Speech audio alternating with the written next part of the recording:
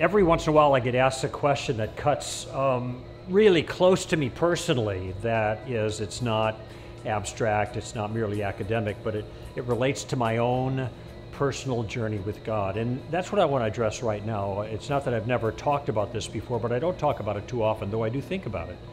And that is, where do I have doubts personally as a Christian? What are the kinds of things that I struggle with as a Christian? And I need to qualify this a little bit. First, I'm not afraid to talk about the things that trouble me. I think I'm actually reading a book by C.S. Lewis right now. He's written at the end of his life letters to Malcolm, chiefly on prayer, and here he is towards the end of his life, given the incredible history that he has with the Lord and all that he's written and all of his insight, and he's still struggling on this issue of prayer, and he's candid about his struggles, at least in this letter, in this correspondence. And I don't have trouble being candid about my own concerns and my own questions, because I think we all have these kinds of questions. We all have doubts of different types, and sometimes when Christian leaders don't express them and are not candid about the things that are going through their own minds, then in a sense, the rank and file think that they're the only ones that have doubts, but their Christian leaders are in this perfect place. And it's not the case. I have said constantly that theology is messy, the Bible is messy, Christianity is messy, and the reason is that life is messy.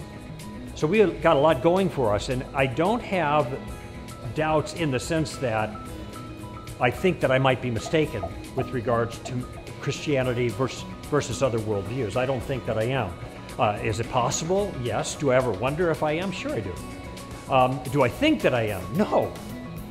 Because every time I go back over the rationale and the reasons, I come up the same way. There's nothing close to the evidential support and impact, the satisfaction in our souls with regards to meaning and significance and all kinds of other things, and I could just run down the list. There's nothing that comes close to answering the issues like the Christian view of reality answers them, okay? So it isn't like I'm tottering or anything like regarding the foundation of my own convictions. However, there are foundational issues that to me are very untidy, and I wonder about them. The fact that, according to orthodoxy, we are born fallen, yet we are culpable for the behaviors, that is blameworthy, for the behaviors that we perform as a result of our fallenness. Do we have the libertarian freedom to be good all the time? Adam did. We don't. Adam could not have sin. Passe non peccari. It's possible for him not to sin. But now fallen, non passe, non peccari. It is not possible for us not to sin. We're in a fallen nature, okay? All right. By the way, that doesn't matter whether you're Arminian or Calvinist. That's orthodoxy. You want to go off the reservation and say there is no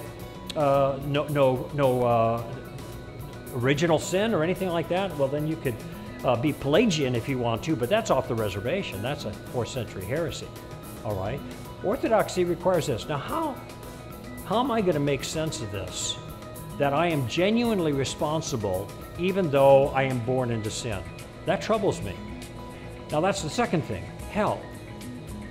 I am sympathetic with non-Christians say, you know, this hell thing, I can understand punishment for sins, but the hell thing is a little bit much.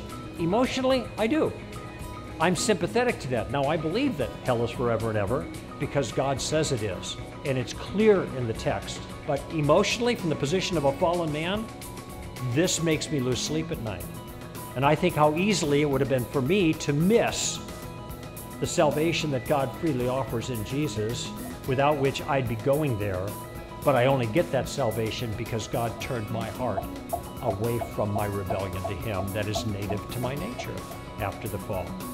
Are those hard issues? Yeah, hard. Let me tell you the last thing. The first thing being the guilt given the fall. The second thing being hell forever and ever. And probably most people are going there. And the third thing is what I mentioned earlier with C.S. Lewis, prayer. Prayer is a real mystery to me. Now I pray, and I pray a lot. I pray more than I ever have before, and I mean more of the moment by moment, kind of always walking with the Lord and talking. yelling and complaining and thanking and the whole mixture of things that you do in relationship. This is more ongoing for me. But what is difficult for me is to have confidence that any of my own prayers are going to be answered. Yes, in the way that I'm requesting them to be answered. Yes, there are promises to that effect. Jesus makes these promises. We see other promises in the scriptures that are very aggressive. Ask, seek, knock. Ask, you receive. Seek, you will find. Knock, the door shall be opened. That's Jesus. So there you have it. But I also know that a lot of prayers are not answered. So I understand that stuff is going on, and that momentary light affliction is producing for us an eternal weight of glory. That's 2 Corinthians 4. I know that. I know the affliction is producing, and so I can take comfort in the idea that whatever I'm not getting prayed out of, God is helping me through, and He's got some good purpose for it in the long run. But what that means is that whenever I pray any given prayer, I don't know that God's going to say, okay, I'm going to answer that, and I can pray with confidence, believing, or God's going to say, I'm not going to answer that, I'm going to use that to increase your weight of glory in the future. Those are all legitimate biblical concepts, but in the middle, subjectively, makes it difficult for me to know how to pray and to know what to expect in prayer. So those are a few of my conundrums. Maybe you have some of your own. Those are ones I've been thinking about lately.